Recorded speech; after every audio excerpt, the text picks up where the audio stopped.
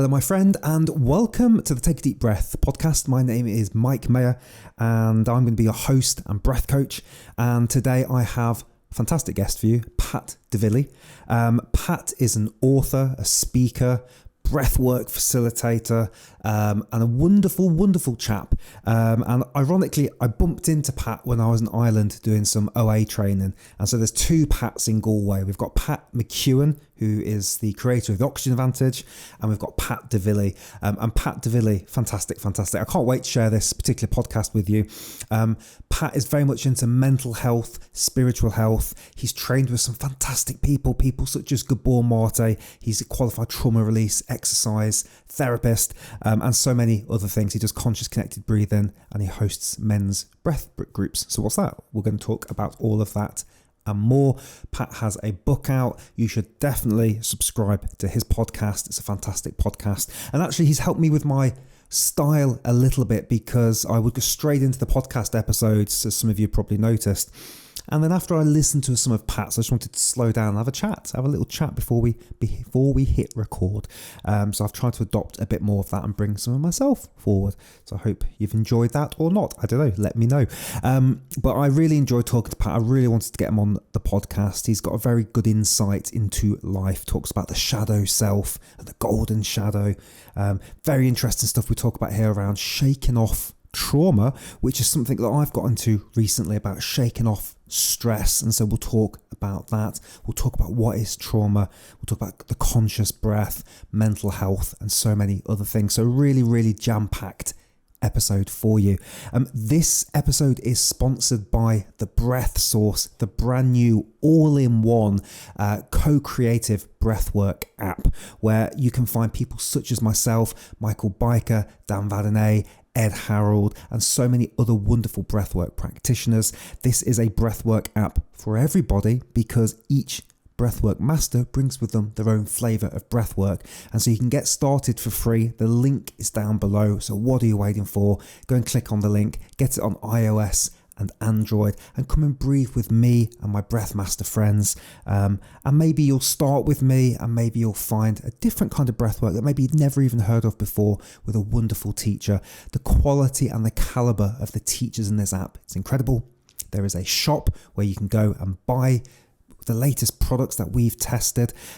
You can connect with us. We've got live classes coming in the future as well, and we're already 10,000, 11,000, 12,000 people strong, one of the fastest breath launches in all time. So come and breathe with us, and you'll find all my new breath work on the app as opposed to on YouTube. This podcast is also moving onto the app. It will be available here, obviously on YouTube and Spotify and all those beautiful places, iTunes, but we're also going to place it within the app. So I will hope you will consider clicking on the link, coming to join us. And for now, thank you for the Breath Source. It's a truly wonderful place to be, and it's constantly being updated as well. So that's the Breath Source. So before we jump into this episode, you can connect with Pat. His links are down below, so please do that.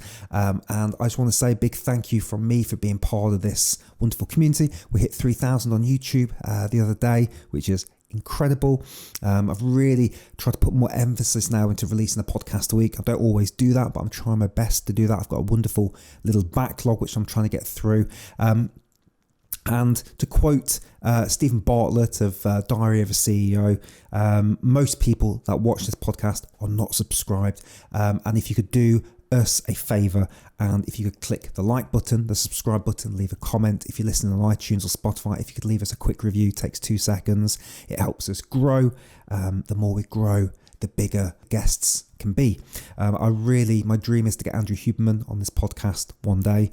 I've got that on my vision board, and so I really hope to get Patrick McEwen back on. I really hope to get so many other wonderful people back on, but to do that we need to grow. We've moved this from the big Take a Deep Breath channel to its own specific channel, and we are starting to get that traction now. So please keep continuing to give us the thumbs up, the subscribes, sharing it as well. Think about how you found this podcast, and if there's somebody that might benefit from slowing down, relaxing, learning to use their nose, learning different common breathing techniques, then please send this episode to them as well. Okay, enough rambling from Mick.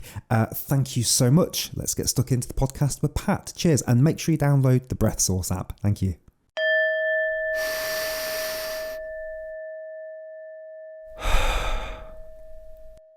Pat, welcome to the show. How you doing today, sir? I'm good. I was admiring your backdrop before we clicked record, so no, I'm well and happy to be with you.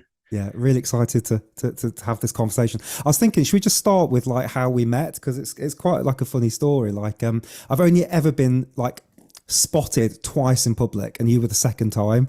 And so when you were like, "Oh, are you the breath dude?" I was like, "Who is this guy?" Because I've just been at Pat McEwen's house, and so I thought, "Oh, maybe you were there," because there were so many people there.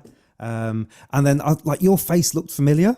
And then it was only like after I got home and I was like doing some Googling. I was like, oh, it's that guy. It's the other guy off Instagram, the other breath dude. So I think I was too flustered that I'd been spotted that I didn't have the foresight to flip it back round. But that was a nice, we call it cosmic intervention that was there.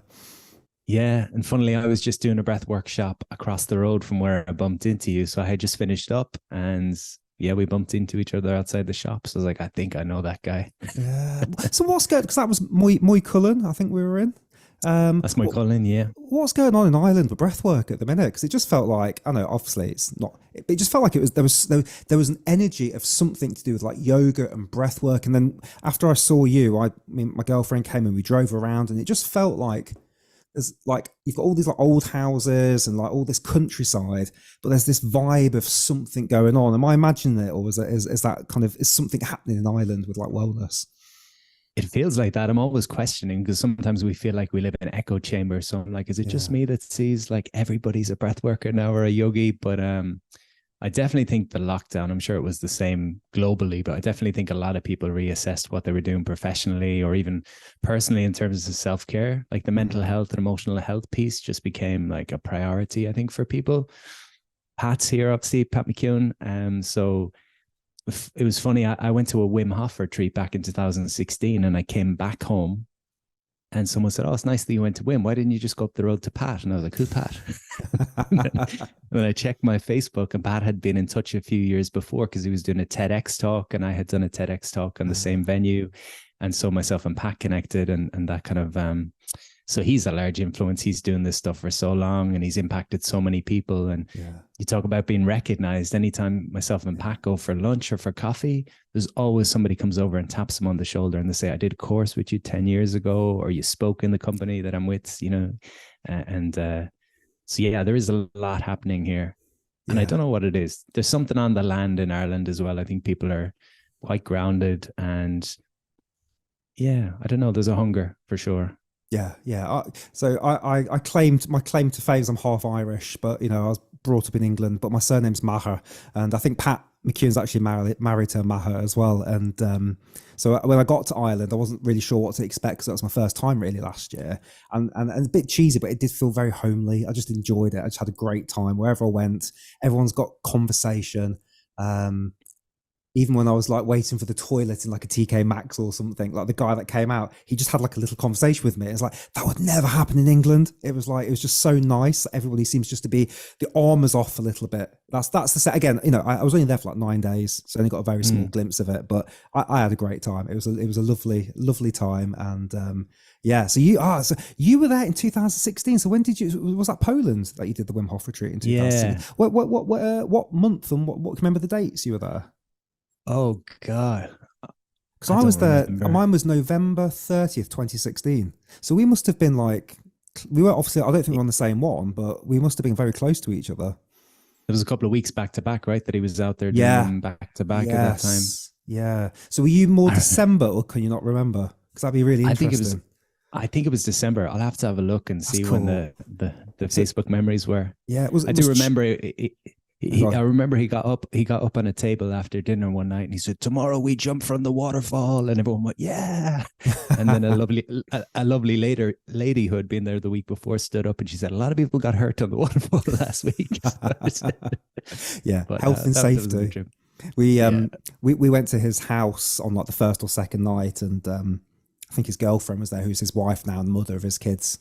And she's like, "Be careful, because if you slip, you'll break your neck." And I was like, "What the hell?" And we were like in our pants and there's like bricks everywhere and big boulders. And you're trying to like get across the ice into this like homemade ice bath and you're trying to crack the ice off and there's no lights anywhere. We're using our little phone torches. And like, what the hell have I signed up for here? But obviously it was It was fantastic. So, so we were very, very synced up there. And then I'd never heard of Patrick McKeown until pandemic. Mike is clipped out, I think. How are we doing now? Is that any better? Yeah, you're back. Yeah. What did you hear last? I'll edit that bit out. Where did we get to? I'd never heard of Pat McKeown until. Thank you. Yeah. So until the pandemic, actually. And then I went down a deep rabbit hole of breath work. And I was like, Wim Hof isn't the only way to breathe. There is other ways to do it as well. But I'm keen to get stuck into you, dude, and get into your story. So thank you for sending me over the documentary. We'll link that into this podcast somewhere, because I really enjoyed watching that. Thank you. That was lovely. We can talk a bit about that. And a few things that were in there definitely resonated with me. Being bullied for sure. Jits. I'm terrible at jits, but I've been on and off with jits now for about 5 years, more off than on recently. And also Gabor Marty. There's loads of stuff here I want to pick your brains on. So let's get stuck into like, where does it start? How did you find the breath, or what led you up to finding the breath? The breath was an interesting one. I went to a festival called A Fest back in probably 2015. Mind Valley were running this festival, and it was entrepreneurial, and it was they used to brand it as Burning Man meets TEDx. And so really interesting people, lots of conferences, workshops, different things going on. And we were sat at dinner one night, and this flamboyant Italian man came into the room, and he said, "We're going to the beach to breathe." And we just walked to the beach. We just kind of blindly followed him. And he led us through connected breathwork, which at the time I had no sense of what connected breathwork was. And I think at that time, even meditation for me was a huge challenge, and I'd always be fidgety and the first one with the eyes open. But it came to the end of that breathwork journey. It was only short, and I opened my eyes, and pretty much everyone had left the beach. So I had obviously gone into some kind of altered state, and I was just curious. And I never saw, it was like a film. I never saw the Italian man again, and was left with this question of what just happened. And I was doing a bit of yoga and meditation at the time. As I say, the year after, discovered Wim. And it was just like natural progression, natural steps emerging. I'd have a question I remember the question I had with Wim was, this is how we breathe for 20 minutes or so when we're doing the Wim Hof, but what do you do the rest of the day? And then Pat McKeown entered the building, and the functional breathing came in. And I suppose from a personal standpoint, I was running a fitness business back at that time, and I was having a lot of external success, and had always believed, the old cliche, I'll be happy when I achieve X, Y, and Z, and was really struggling with my mental health despite a lot of external success. And so I think I came to it out of necessity. And it was kind of, I suppose, when the student's ready, the teacher appears, and certain people appeared that supported me when I needed it. I had been big in the fitness industry, and then I'd gotten interested in mindset and personal development and very heady stuff. And that got me so far. It was good for goal setting. It was good for finding some clarity maybe, or having a plan. And I was great at that in my 20s, having a goal, going after it, achieving, and on this relentless pursuit. But of course, there was burnout. And I think that's where the mind becomes the limitation, because we can't fix everything with our minds. And so I remember just the anxiety and the stress I was dealing with in my late 20s, and just really struggling, and and frustrated and confused as to why I couldn't fix it with my head. And I suppose now understanding a bit about polyvagal theory, and the fact that my body was just in hypervigilance and just always stressed and always perceiving threats in my world. It was like my life was a battle and a fight. And I suppose I had to go beyond the mind, and the breath was the tool that started helping me to do that, to create more of a sense of safety within myself. So it came into my life personally, and then I shared it professionally over time. So that was kind of the origin, I guess, of the breath. And he never found the Italian man again. He never popped up. It was funny. He'd say it a couple of years later. I met him in Galway. Another man that arrived in Galway. So yeah. I have a mentor, and he says, when synchronicities happen, or when coincidences happen, he said, talk about them all the time, because he said it's easy to dismiss them and say, oh, it's a coincidence. But he said, when you start verbalizing them and sharing them with people, you start noticing more coincidences or more synchronicities. So yeah, he arrived in Galway, and at that time he was a psychedelics facilitator, and he said, oh, I can bring you on another journey. And I said, not today. Not today. Yeah, I love that about the coincidences. That's fantastic. Yeah, because we do, don't we? We just go, oh, it's one of those things. You know, there's 8 billion of us, 9 billion of us. These things are going to happen. But actually, when you start looking back at some of the things that are coincidences, they can sometimes feel like they're more, don't they? Like they're almost preordained sometimes. Even just like, you know, just randomly bumping into you, and then here we are, like a few months later, having a conversation which we're going to share, which is ace. Cool. So that's how you found the breath. And you've gone into the conscious connected breathing, then that's one of your modalities, isn't it, that you teach? So what drew you to become a teacher in that? It was just so powerful. And, you know, I work a lot with men. So I suppose after I studied with Wim a couple of years ago, I was doing a little bit of that stuff with clients, you know, a couple of rounds of Wim Hof breath work and, you know, even a couple of minutes of that. And people were saying, wow, it's the first time my mind has been quiet in a while. And wow, I felt so much energy in my body. And for me, that's also what it did for me. It was kind of, I would do a couple of rounds of Wim Hof and then I could sit in silence for 30 minutes, distraction free for the first time in my life. And so I think seeing the power of that, and then, you know, Ronan O'Brien, who's a great guy I must connect you with, is also studied under Pat. He runs Breathwave Ireland. So started linking in with Ronan O'Brien with his connected breathwork journeys, and was just blown away at the clarity that I got from it, the spaciousness, the kind of nervous system reset. And so I just started studying, you know, different modalities and you know, I've also studied trauma release facilitation, and I did a year with Gabor Mate. It was like, I went deep dive into trauma during the 2 years of the C word. But yeah, it was just another tool, I guess. As I say, in my own life, that the mind ended up being the limitation, the logical mind, because it was like, my experience is you can't outthink your depression, you can't outthink your anxiety. You've got to come into the body. And so for me, the connected breathwork has been the best tool for, in a fast way and a safe way, helping people to see that, just helping them to see what's possible. And again, I work a lot with men. So I found at the start, the Wim was great because when you're thinking about, okay, take 30 deep breaths, it's almost like giving a man a goal. And, you know, I'm generalizing a bit here, but for a lot of men, that was easier than the thought of just close your eyes and focus on your breath. There was a bit of activation in it. And then there was stillness and that pendulation, I think, worked quite well for people. So yeah, that was the journey with the breath work. It's one of many tools that I use, but it's become an increasingly bigger part of what I'm doing. And it's just amazing. You know, only recently I was listening to your episode with Jim Morningstar. So I've started studying some of Jim's stuff as well. Studying with Tim Morrison at the moment, who's a great breathwork guy out in Oz. So yeah, it's just learning a little bit from everyone and put my own spin on it. So it's been, yeah, very rewarding as a personal practice and a professional practice. Yeah. It's a beautiful job to have, isn't it? I feel very blessed every day. I have to pinch myself. And I was just talking to my girlfriend today. I was like, even if we won the lottery, I would carry on doing this. And I was like, how lucky is it that, yeah, we don't buy lottery tickets, but it's, you know, it's the expression, isn't it? But it's like, how lucky is it that you can say that? Because I've never been able to say that in any of my previous like careers, you know, but this is just something, just spring out of bed and, you know, work with clients and different things. I'm very, very curious to talk to you a bit about trauma. I'm just into Gabor's new book at the minute, which I forgot the title of, something normal.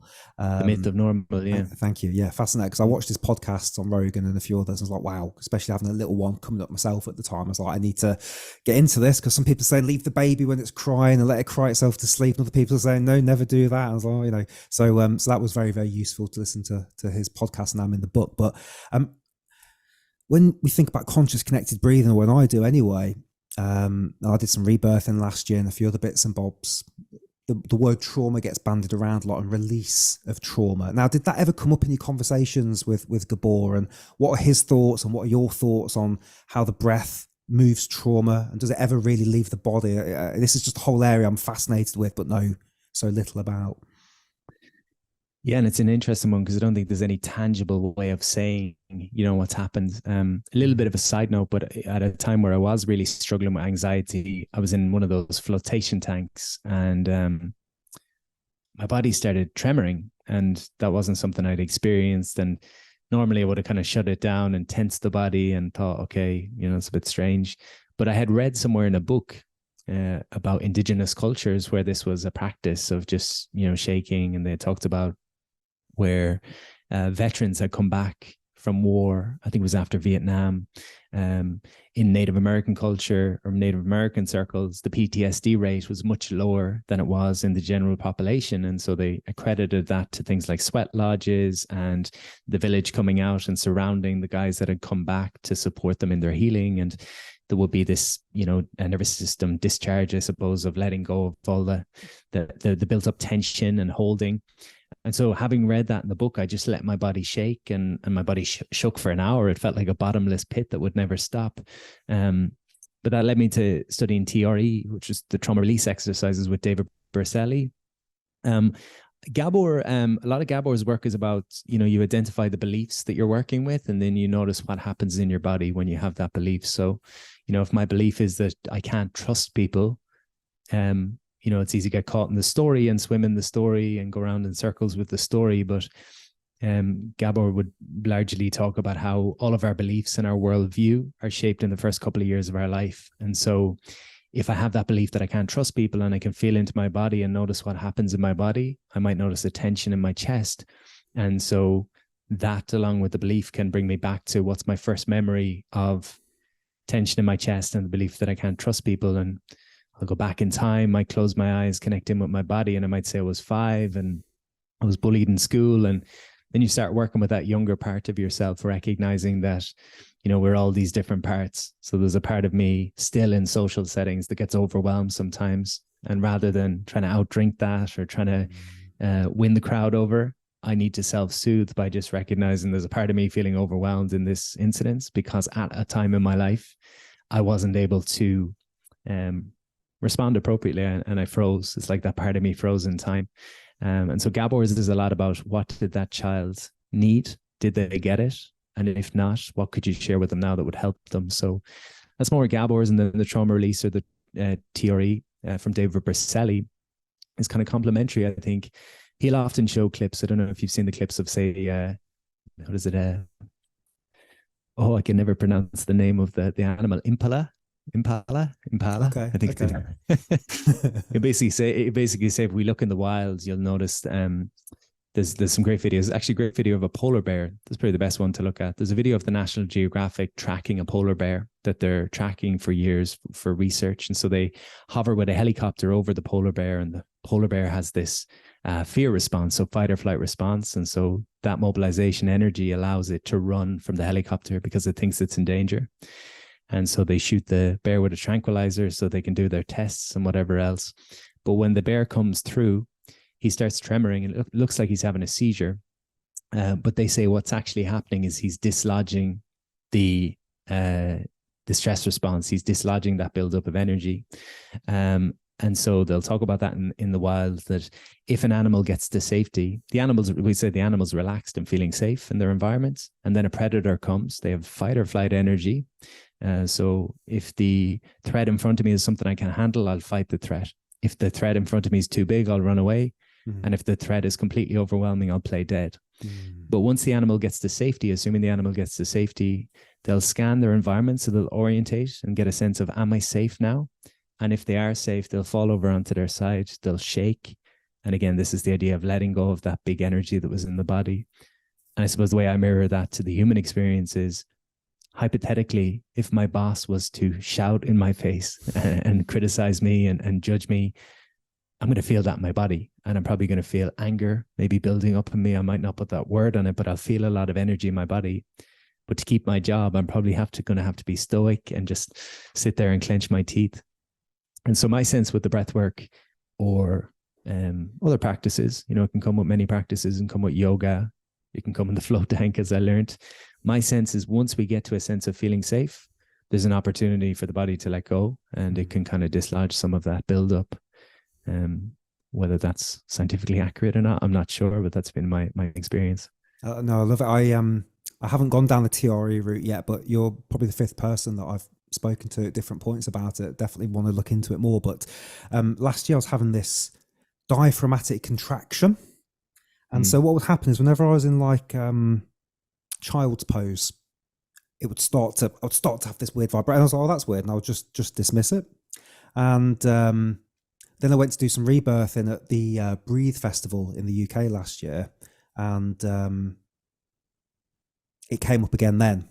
And in the end, I don't know if you know Kerry Veach. She's like a conscious connected breathwork instructor. She runs that festival. She's like, right, we need to look at this. And so like, I'm normally very left brain, and I normally lean towards the science, but this has been fascinating to me. So I was laid on.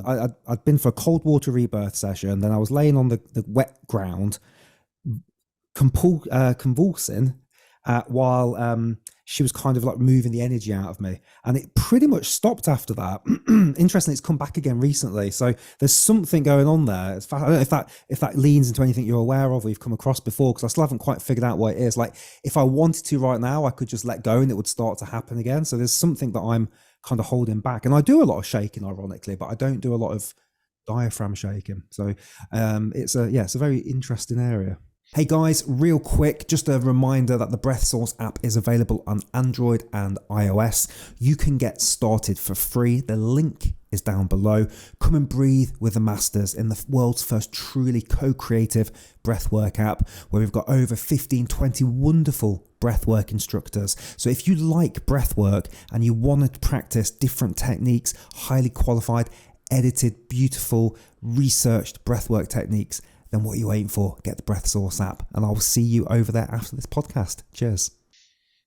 I don't know if this directly ties in, but there's an Irish psychiatrist. He's an incredible man, Ivor Brown, and he would have studied with Stan Groff back in the day. Ivor's probably late 90s now, but he brought holotropic and stuff to Ireland years ago, and he has a phrase. He talks about the unexperienced experience. And that is, if something is so overwhelming in the moment, we dissociate or we leave the body, and we don't ever fully experience what's been happening. So it's like this unclosed loop. And so it can be a lot of tension held with that. And then tying in with that, Tim Morrison, who I mentioned I'm doing a bit of training with at the moment, shared a story recently about someone who had gotten ripped under by a rip current in the water, and their body had gone into a freeze response. And he said later in the breathwork journey, when they were told just to express through the body whatever way the breath was encouraging, they noticed that they were doing the motion of swimming out of the riptide. And so there was maybe an association there. And like yourself, there's a part of me that's, I won't say skeptical, but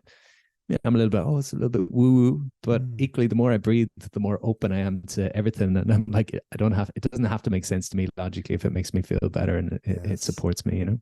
I like that. So what happens with me is I will go through some profound experience, like in the Wim Hof in 2016. That was my first proper breath work, and I was seeing colours and thought I was communicating with something. You know, I went really deep, and then you kind of go back. I went back to work, went back to the office, and you just kind of dismiss it, and then a couple of years go by. And the same thing with the rebirthing last year. Went through a full rebirthing process in hot water with a snorkel and the womb sounds, and I was in this like 2-hour process. I was like, holy crap, you know, and the whole thing, there's a whole story there. I won't bore you with it now, but this whole story happened with me being reborn. And then you go forward like 3 months, you're like, oh, that was weird. And you get back into like, you know, editing on your computer and stuff like that. And so I have to keep reminding myself to stay connected to that kind of, I know we say like woo-woo, but like that right brain intuition stuff. And that's why I'm so fascinated with what you do with like the conscious connected breath, because for me, that kind of keeps you kind of connected to that intuition side.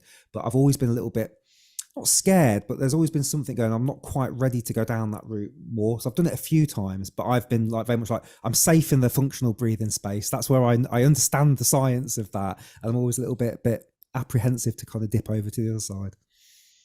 Often what I tell people with the connected breath work is, if you do a 60-minute journey or even a shorter journey, I for me it feels a little bit like you know, when you wake up from a dream and you're like, wow, that was really vivid, and like maybe I should write that down, but you're like, no, I'll remember it. And then 1 hour later, like, I remember nothing from the dream. Yeah.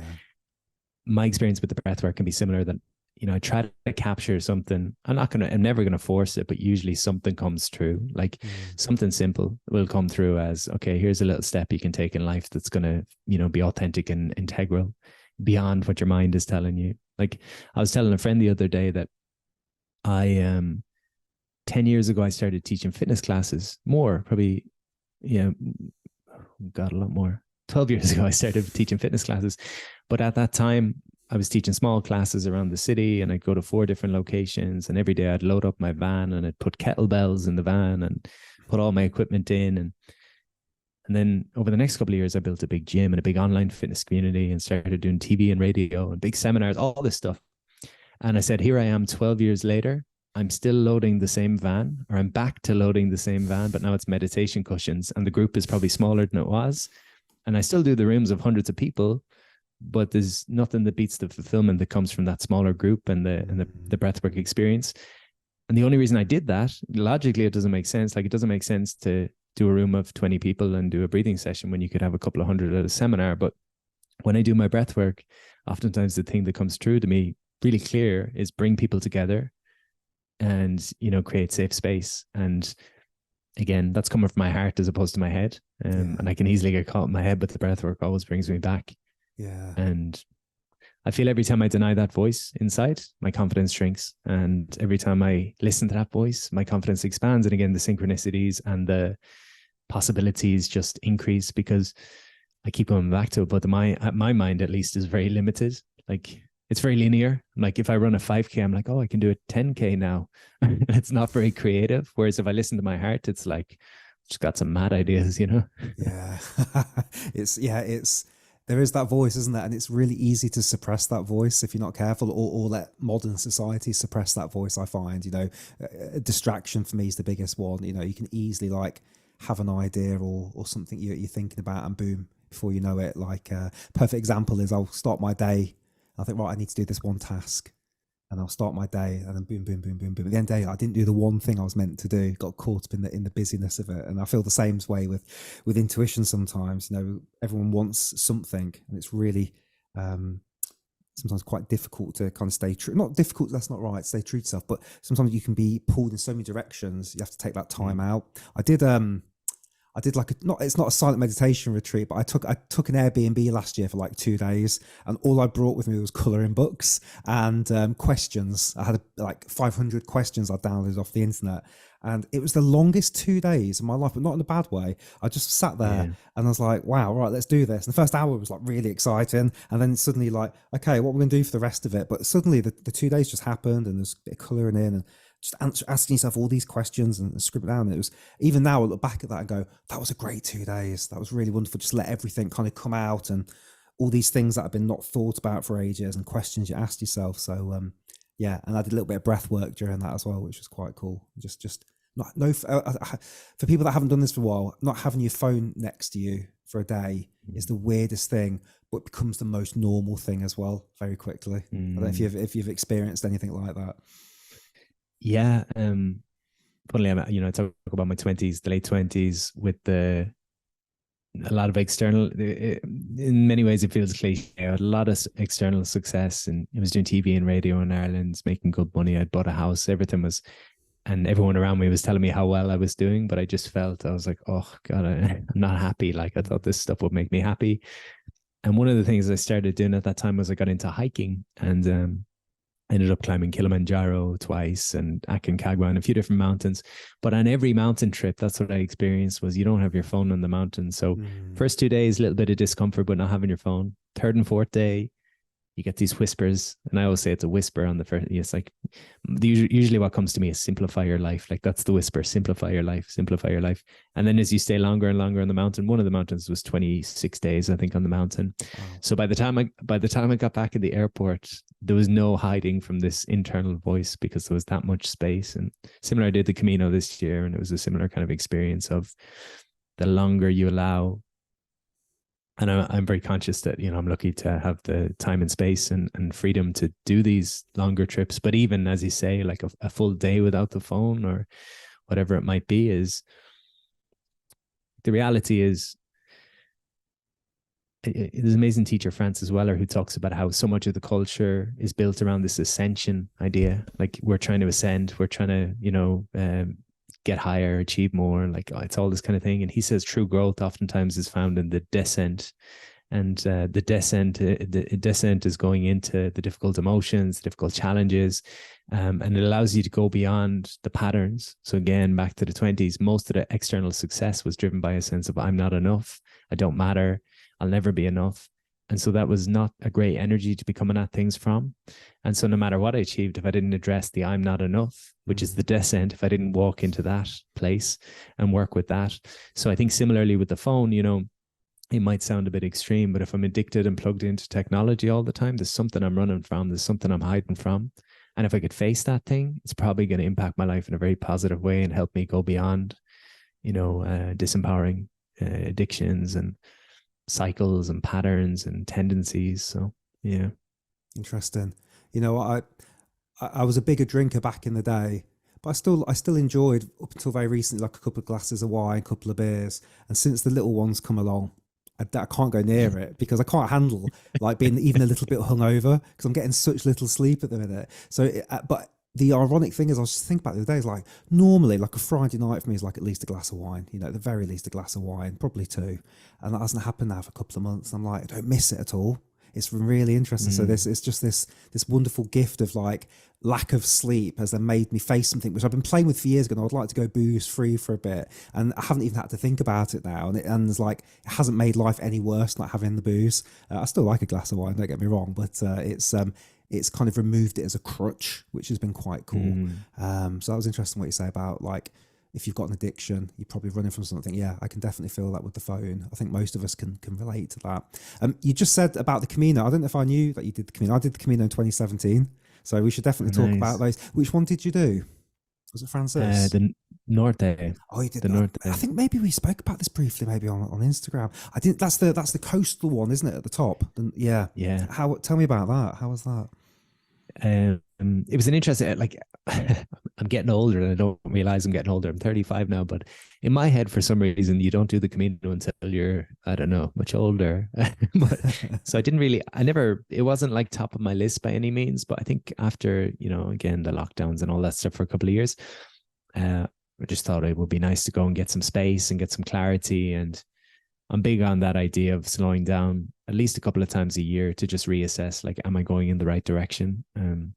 Because I'd rather go very slowly in the right direction than a million miles an hour in the wrong direction. So yeah, I went and did the Norte just by chance, again, coincidence, bumped into a guy. I was going to go and do the Francaise, and I met a guy and I was speaking to him for 10 minutes and he said, you seem like the type of person that would like the Norte. I just blindly said, okay, I'll do that. So really amazing experience. I think it's 10% of the people that do Francaise do the Norte. So very quiet. I didn't meet people the first couple of days and just meet such amazing characters. Met a 26-year-old from Ibiza covered in tattoos that was drinking and smoking and becoming a nun wearing the nun's uniform for the thing. Or met a lovely lady who had met her husband on the Camino 3 years ago and he had died in the last 6 months. So she was back to heal.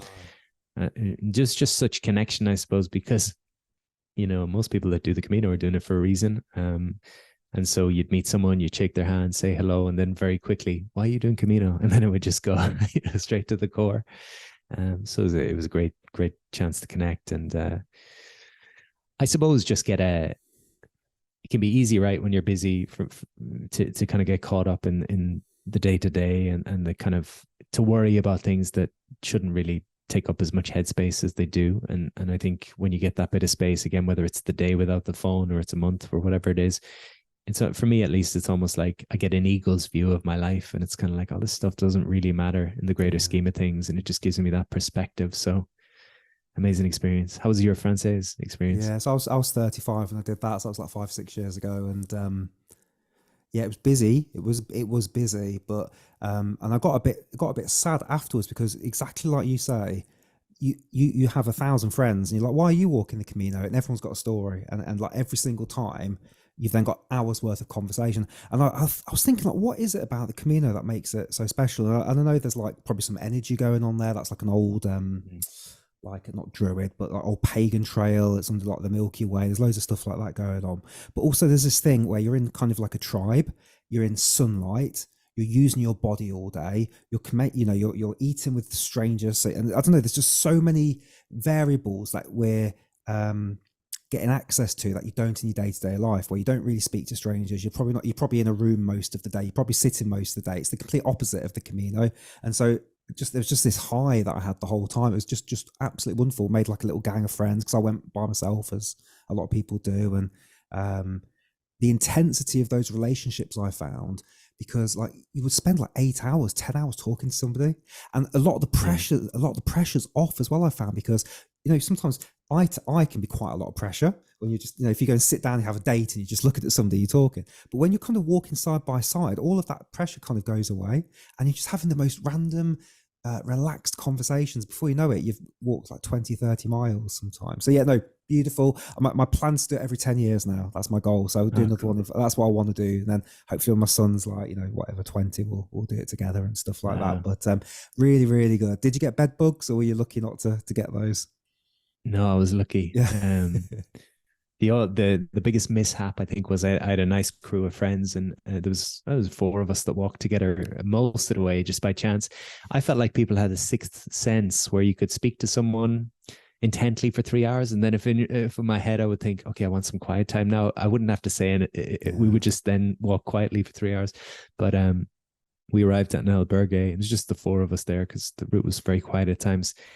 And one of my Camino friends said, I'm going to do laundry. I'll throw your shorts in with the laundry, and grab my short. I said, I'll get them. He said, no, you're up on the bunk bed. I'll grab it. He threw my shorts in the laundry, and my Irish passport was in the shorts, and my you get the pilgrim passport that you get stamps along the way. So both of them came back just destroyed. And he felt so bad. I said, don't stress. I said, the memories are enough for me. Yeah. I don't even know where my pilgrim passport is now, actually. I always had plans to get that framed. But yeah, it's not necessary, is it? I read a few books, before I'd done the Camino. And the thing that resonated most with me was that it was an Australian guy that wrote this book. And he was saying, the Camino is like a life within your life. It has the start, the middle, and then the ultimate death at the end. And as you're getting towards the end, it's going to end, and you don't want it to end, but it's not really about the end. It's about the entire journey. And so that was always something that stayed with me that I really liked. And I remember because I walked for 33 days, something like that. And I do remember getting a little bit like, oh no, it's going to be over soon, and you're going to say goodbye to your friends, and you probably won't see them all like this ever again. And but no, very, very rich experience. Would highly recommend it for people. And I think the benefit it's got over like the American ones, like whatever they've got, I forget the name of their ones that they've got. There's no bears that I'm aware of in Spain, and there might be wolves, but so I was looking at because you can do the one across America, but yeah, there's a lot of creepy crawlies that might get you there. But no, cool, man. It's Norte might be the next one, or there's the Porto one's meant to be beautiful as well. The Portuguese one is pretty cool.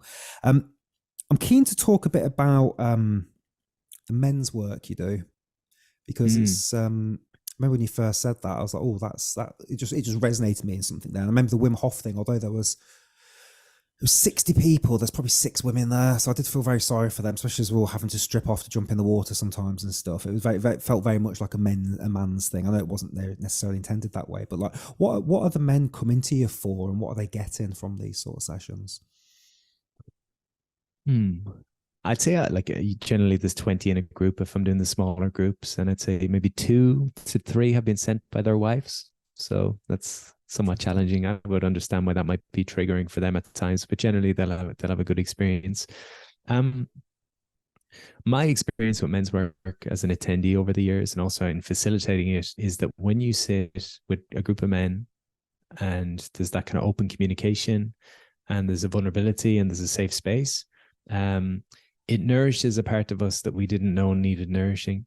It's like you mentioned there with the Camino, like when you go and you share meals with a group of people and you are on this shared experience, I suppose your own problems, your own ego, your own your own separated self isn't present as much, because you're part of a community, part of a group. So I think without knowing it, people are coming for community. I think there's a deeper part of us that knows there's certain things that are maybe missing in our lives, that again can't be achieved through consumerism or anything like that. I think as humans, we need connection, we need nature, we need all these things. And so I think the men are getting a place where they can be more of themselves, and not in a, typically be more is to achieve more. That might be the perception of be more, but to me, be more is, for most of us, there's a very limited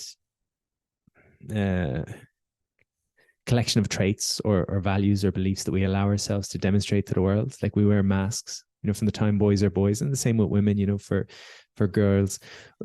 In those first couple of years of life, I mentioned those first 7 years, we come into the world and there's pure potential, pure gold. Your child has come into the world and everything's welcome. They'll cry, they'll laugh, they'll sing, they'll dance. Everything's fine. But as a child becomes socialized within the family structure, there's obviously certain things that are not acceptable or, not approved of. The child quickly learns that when I do X, I get love. When I do Y, I get shamed. And a child doesn't have context. It's very black and white. They might learn, okay, anger is bad. Sadness is bad. Okay, people don't want to be around me when I'm funny, or people do want to be around me when I'm funny. And so we really start to filter who we are. And I suppose there's generalizations as men. I often say, in my experience at least, was that the only emotion it was safe to show as a boy or a teenage lad was probably anger, because if you showed sadness, you were weak. Even if you showed a lot of joy, you were probably looked at in a certain way. And so this obviously limits us. So a lot of this stuff goes into the shadow. And so my hope with the men's work, and I think what people get, is a chance to show up in a different way and to take a chance on bringing a part of yourself that maybe you haven't shown in a while. So that could be your playfulness, that could be your creativity, that could be your anger, that could be your grief. So I'm trying to, help men connect to themselves on a deeper level, and embrace a wider spectrum of emotion. I was laughing when we did a connected breathwork journey last weekend, and a guy pointed at his ears, and he said, I used to think these things were for hearing, and now they've got a second job. They were collecting my tears during the connected breathwork journeys. Helping people see that it's safe to feel. And I also feel with healing work, if you want to call it healing work, there's a certain amount we can do on our own, but I think it's got its limitations. And I think there's a certain amount you can do with a therapist, but I do think we're wounded in relationship. And so I think we heal in relationship. Like my experience was, you mentioned at the start, a lot of bullying in my younger years. And going back to Gabor's work, those early years start to give us a framework as to who we are, how we fit into the world. And for years, my story was, I'm weak, I'm a target, I don't fit in, I'm weird, I'm different. And so I can talk to a therapist about that all my life. I can do my breathwork journeys, I can do all this stuff. But the real healing, or a big part of the healing, is to be in a group of men and to feel safe in that group. And that happens over time. So long way of answering your question. I think people are getting connection to themselves, connection to others.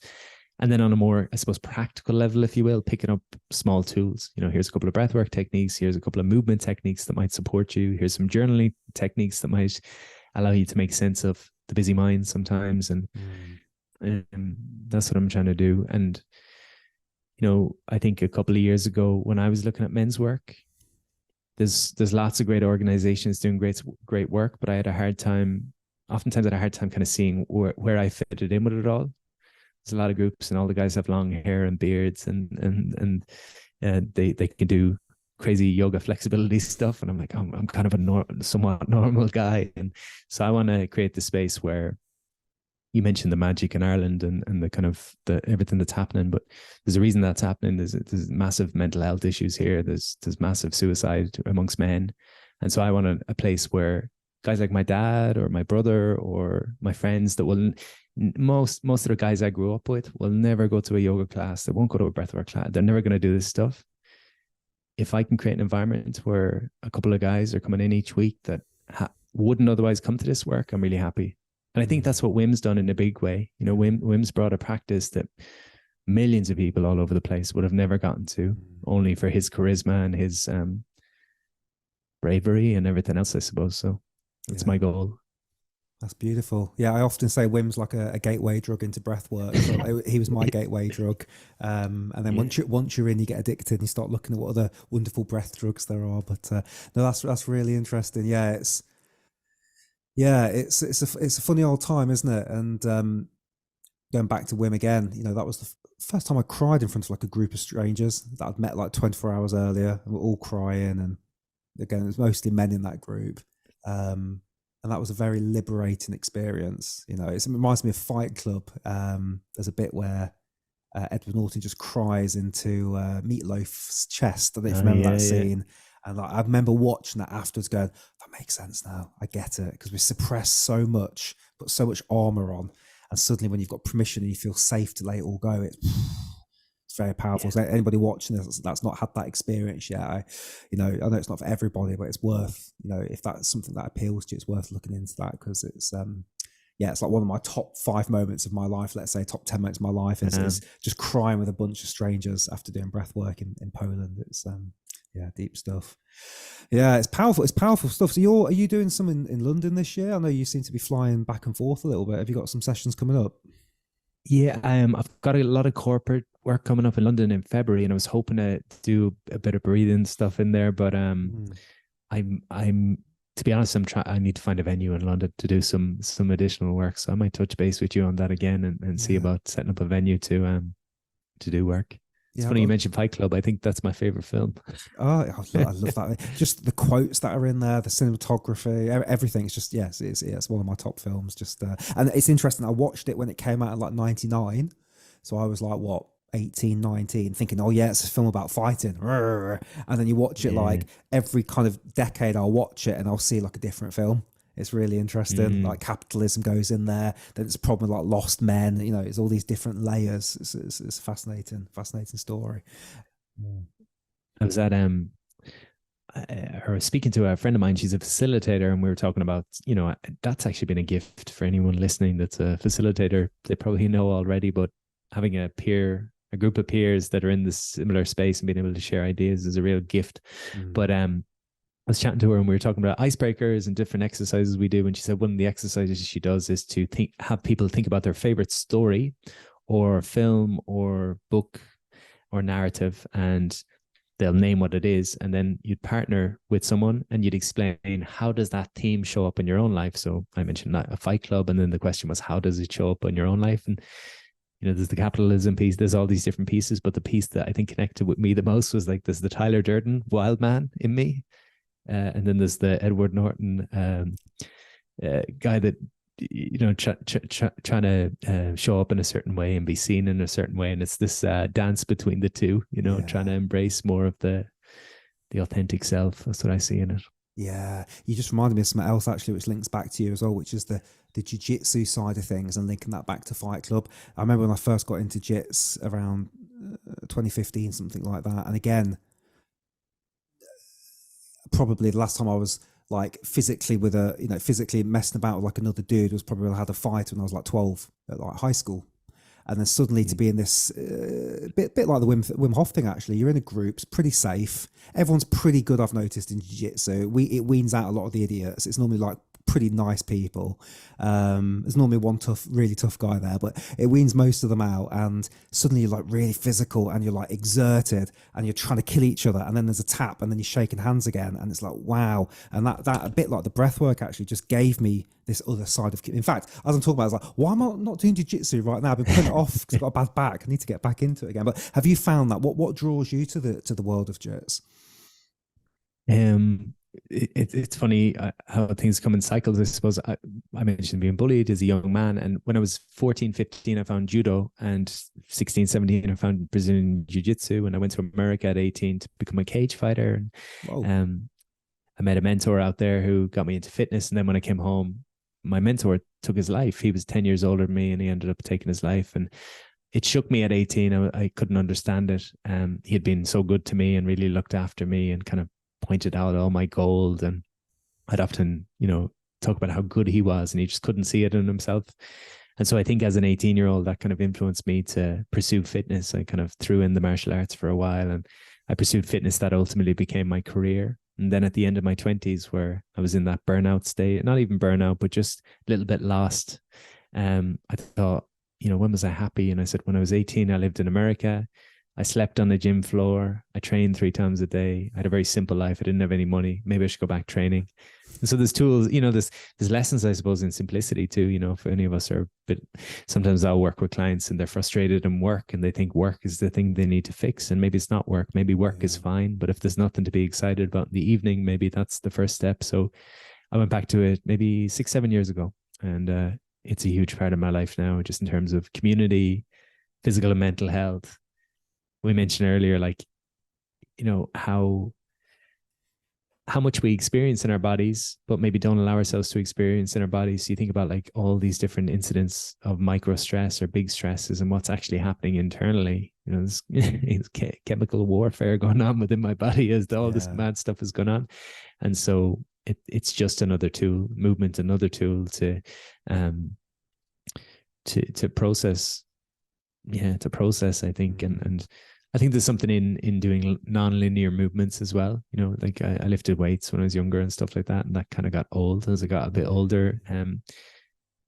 But showing up every day, and it's humbling, right? It's you show up every day, you do it 6-7 years, and you're still getting your ass kicked every day. And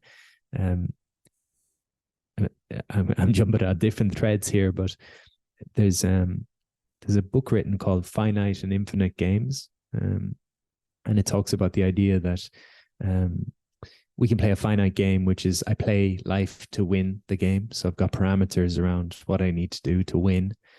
And then you've got infinite games where you're playing to learn.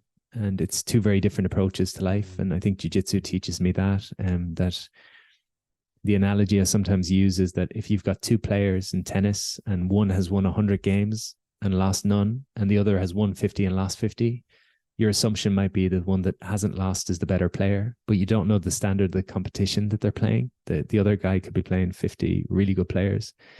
And so, having these pictures in our head of like, I don't know, the perfect result or where I need to get to and all this kind of stuff, for me, just didn't serve me for a long time. So with jiu-jitsu, there's no perfection. You get beat up every day. You do good some days, you struggle other days, but if you learn every day, you're growing, and you're only competing with yourself at the end of the day. So it's a gift. It's the biggest gift in my life, I think, jiu-jitsu. Yeah, you've inspired me to get back into it. That's lovely. It's again, it's like the breath work or the being, in an intimate environment. It just feels very natural. It feels very natural to wrestle. It feels like I was actually speaking to my physical therapist a few months ago, and she was saying to me, actually, with the tension that's in my body, you need that kind of thing to get out. And it's actually, for some of us, it's something that you come out of it, you're dripping in sweat, and you're just like, I feel really good now. It's just like all of that energy, a bit like the shaking we spoke about earlier, comes out. Let me ask you this, Pat. What's your nose breathing like when you're jitsing? It's funny. I find myself sometimes I'll be training with someone, particularly a newer person, and I can just hear them. I can hear them breathing really loud, and I'll almost want to correct them, but then I see photos of myself training, and I'm like, oh, my mouth is wide open sometimes too. It's so. I know Peter Lakatos, who's a student of Pat's, is a jiu-jitsu black belt from Hungary. I want to say Hungary. He brought out an instructional series on breathwork for jiu-jitsu specifically. So. Oh, right, that's interesting. Yeah. I've got a like a HIIT bike in the other room. It's like an air bike, and so all I do is like 3 sets of 20 seconds, full intensity, and I'm trying to get back to my nose as quick as I can after, and it's so hard. My lungs are burning, and it's like wow. Because it's only recently I've got back into that, but I can feel the little bit of progress happening. But it's been a good lesson because I work with a lot of clients that I've got asthma and things like that, and so and I haven't felt breathless for years, and so to go back to that, it's given me like that kind of knowing of what they're going through. It's like, oh, I can't get my breath, and it's almost a bit scary, and you have to just it's going to take a few seconds or a few minutes to get your breath back. But I've seen pictures of me doing jits as well. The mouth was wide open a couple of years ago, but I'd like to think it might be different next time. We'll see. Dude, as we draw it to a close, couple of questions for you. First of all, thank you for doing this. I feel like I could talk to you for hours, and would love to do another one at some point. But we'll draw this one to a close now. Otherwise, I'll get shouted at from my girlfriend for not putting the baby to bed. Favorite book or a book you'd recommend people? It doesn't have to be on breathing. It could be on wellness. It could be on mindset. What would you recommend to people? Ooh. Be cheeky. My own book, Fit Mind. We'll link that down below. Yeah. I'll give you my favorite book ever is Anthony de Mello, Awareness. Anthony de Mello, he was a Jesuit priest. Awareness, really, really, I like that book a lot. Yeah. And cheesy one, if you're stuck on a desert island and you can only bring one breathing technique with you, what's it going to be and why? There's a couple that go by Awaken breath. Have you come across these guys? No, Awaken. I don't think so. Lucas Mack and Helly Weston. They're doing breathwork with all the celebrities in Hollywood, and they've kind of exploded on social media the last while. But they have a practice they call Awoken Daily, and you are doing 10 big breaths in through the nose, out through the mouth, and then you pause for 10 seconds, and then you do 20 and you pause for 20 seconds, and then you do 30. You hold for as long as you can. I like that one. I think it's a nice blend of activation, and I feel very grounded and quiet in the mind after that. So that's a nice one. Yeah, I was doing I think it was called light breath earlier. I was in a little group with some people, and it was 7 inhales in and hold in, and then just a long, slow exhale. It was lovely. It's just simple, 7 big, and it was really, you have to really pace the inhales because otherwise you get full up too quickly. So it's like that little bit. It was just a very simple technique. We did that for like 2 minutes, and it's just like, it's just another reminder of how quickly you can change your state. You know, we look for alcohol, don't we, or tobacco or drugs to change our state, and like you can just breathe for like 2 minutes and you're in a completely different headspace, which is lovely. I remembered my last question now as well, which I couldn't remember before we hit record, but it's just, what does breath work mean to you? Ooh, as a guy who used to really be obsessed with the mind and the way I speak to myself and all this, I think I've learned that breathwork is the remote control that allows me to gain access to my human mind. Without the breath, I can't get there. I'll be stuck in my more primitive parts. I'll be reactive. I'll be judgmental. I'll be busy. I'll be scared of the world. And breath is the tool for me that allows me to come to a place of safety within myself and compassion, you know, creativity, presence, all these things. It allows me to be more human. Yeah, no, it's lovely. I like that. It's always good to get each person's view as well of what, because everybody's got their own take on what breath work means. Because, you know, my girlfriend's family from Poland, and the mum, she still can't quite figure out what I'm doing. She goes, breathe in, breathe out. What else is there? You know? And so there's obviously that view, and then you can get very, very deep with it. So cool. Pat, it's been an absolute pleasure, mate. I'm going to put all your links down below. So anybody watching or listening to this, we'll put your website down there. We'll put your book down there. Your Instagram's down there as well. And anything else that you send me afterwards, I'll make sure goes into the description. Any final words to close us off with? No, you're doing a great job. Thanks so much for having me on. I'm kind of all over the place, and I have lots of different interests. So hopefully we've been relatively cohesive, and keep up the good work, and hopefully see you soon. Thank you. Same back to you. It's been an absolute pleasure. Everyone, thank you for watching. See you on the next Breathcast. Cheers. Thanks, Pat. So I hope you enjoyed that episode with Pat. I really enjoyed talking with him. I'm sure that came across, and you can go and find Pat. His links are down below. I will absolutely be doing my best to go and breathe with him at one of his men's retreats in London when he gets back to doing that again. And I think there's a lot to learn. There's a lot of wisdom, a lot of great knowledge with Pat. And so I really recommend you checking out his podcast. And for me, just a couple of quick bits. So, you know, you are one of the few that stuck all the way through to the end. So thank you so much for doing that. I want to hear from you. So who do you want to see on this podcast? Let me know. I should also say that I do have some spaces available for my one-on-one elite coaching package. I only take on a couple of clients a month. I don't talk too much about this. It's highly bespoke. So if you're ready to pull the trigger to increase focus, mental clarity, energy, you're approaching burnout and you want to pull back, then I'm here for you. I only take on a very, very select few clients. There's a rigorous application process. I need to make sure that we're going to be able to work together well. So if you're interested in applying to work with me, the link is also down below. It's one of my favorite things to do. I love YouTube. I love doing the podcasts, but my passion is working one-on-one and seeing the transformational results. I've worked with so many people now where we've got from really tired, approaching burnout, poor focus, poor life quality, and within 6 weeks we're able to turn those things around just by taking a lot of breath assessments at the start, a deep dive, and then I build a bespoke coaching package for you. So if you're interested in learning more, you want to have a chat with me about that to see if it's a good fit, let me know down below. The link is there. Enough rambling from me. Hope you have a wonderful rest of your week. If you enjoyed this episode and you're watching on YouTube, then you can click this link here to listen to another podcast. And if you want to do a breathwork exercise, then here's one of my favorite ones here. And don't forget, download the breath source. See you soon, everyone. Cheers.